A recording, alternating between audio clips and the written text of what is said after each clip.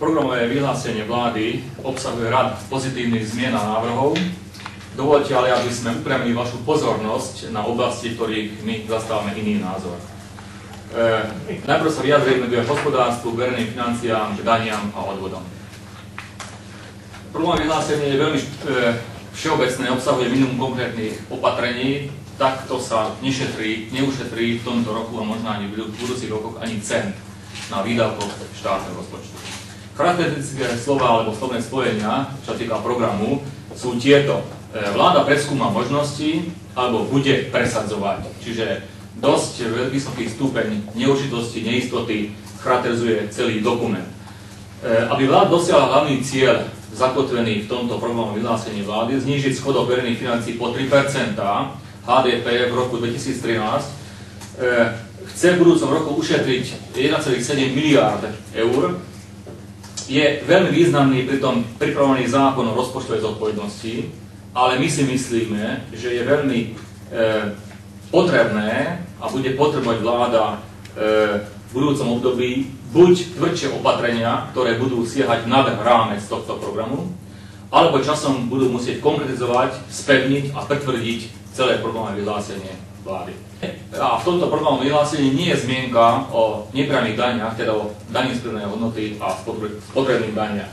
Vláda si teda nechala pootvorené zadné dvierka, ale v posledných dňoch diskusia medzi členmi vlády tieto otázky charakterizuje neistota, dohadovanie až chaos.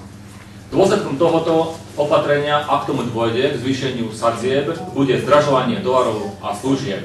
Pričom strany vládnej koalície pred voľbami naopak hovorili o nezvyšovaní daňového zaťaženia. Nie je to teda konzistentné so slúbmi súčasných strán, ktoré tvoria vládnu koalíciu.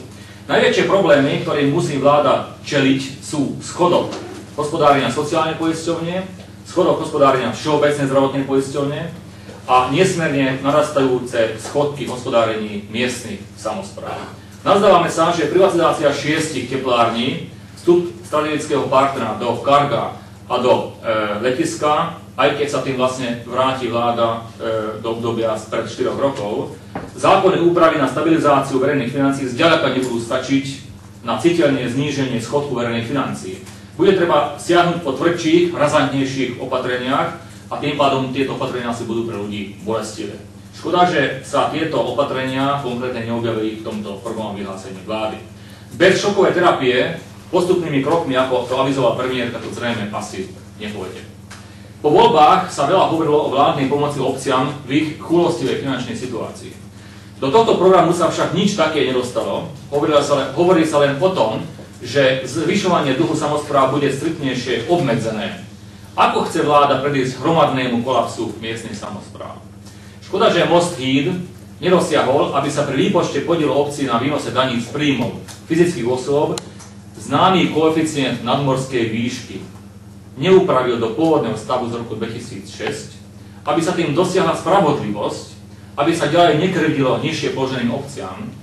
Na úkor týchto obcí sa rozpočet posúva o viac ako 33 miliónov eur, teda viac ako miliardu korún, smerom na sever, do obcí vyššie položených. Nie je zmienka o ochote vlády doriešiť výkon a financovanie preneseného výkonu štátnej správy na miestnu samosprávu. Samospráva žiadala špeciálny zákon na upravenie financovania a výkonu preneseného výkonu štátnej správy. Žiaľ, k tomuto asi nedôjde.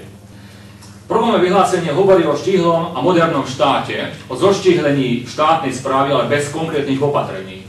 Máme radu pre vládu, mohla pokojne zrušiť krajské úrady špecializovanej štátnej správy, keď už v roku 2007 Ficov kabinet zrušil krajské úrady všeobecnej štátnej správy, čiže cesta bola dobre nasmerovaná. Mohli sme takto ušetriť v tomto období značné verejné financie, pričom odvolací orgán by sa kľudne mohol vytvoriť na ministerstvách, na jednotlivých odborných ministerstvách. Dovoľte, aby som upriamil vašu pozornosť na niektoré protirečenia, ktoré sú zakotvené do tohto programového vyhlásenia vlády. Sanácia deficitu sociálnej poisťovne zo zdrojov privatizácie, na druhej strane vláda nebude privatizovať strategické podniky. Protirečenie. Druhé takéto. Vláda presunie odvodovú povinnosť na zamestnanca, pričom zjednotí výber daní a cieľ a následne odvodov na jednotné miesta Na druhej strane platí ale zákon o radikálnom znížení počtu daňových úradov zo súčasného počtu 102 na 8 plus 1 v roku 2012. Tu ľudia budú chodiť s priznaniami do krajských miest a zároveň sa zruší sociálna poisťovňa, lebo jednotné miesta budú zreformované daňové úrady. Treba to konkrétne povedať. Vláda zefektívni systém miestnych daní a vytvorí predpoklady pre posilnenie, a teraz komentár, rozumie zvýšenie vlastných príjmov územnej samosprávy.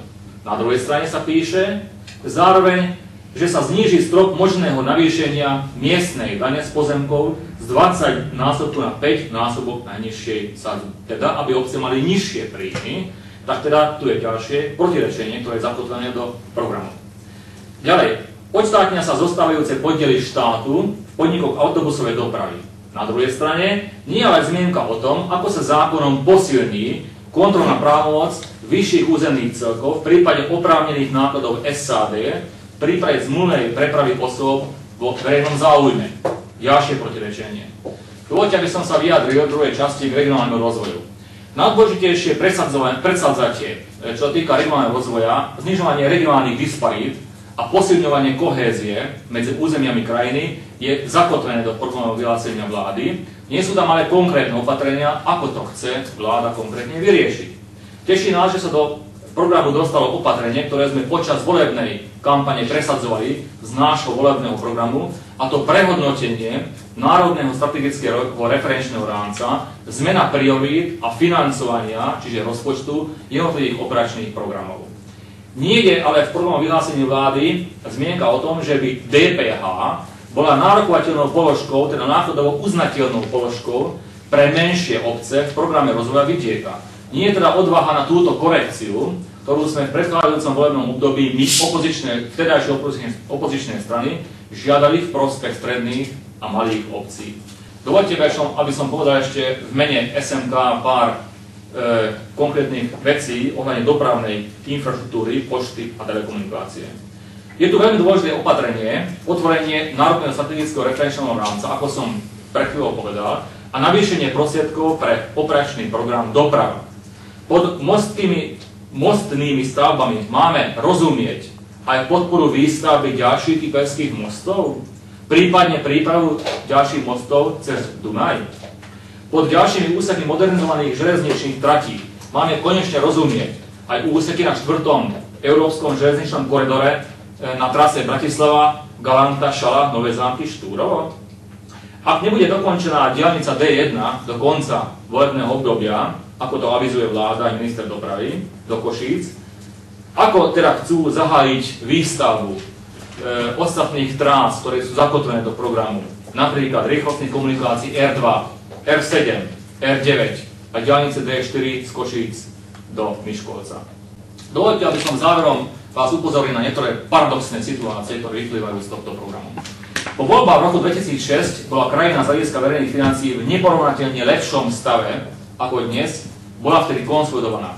Vtedy kabinet Roberta Fica schválil programové vyhlásenie vlády s oveľa väčším počtom konkrétnych opatrení ako súčasná vláda, pričom dnešná situácia si žiada oveľa razantnejšie, oveľa konkrétnejšie opatrenia ako situácia po voľbách v roku 2006.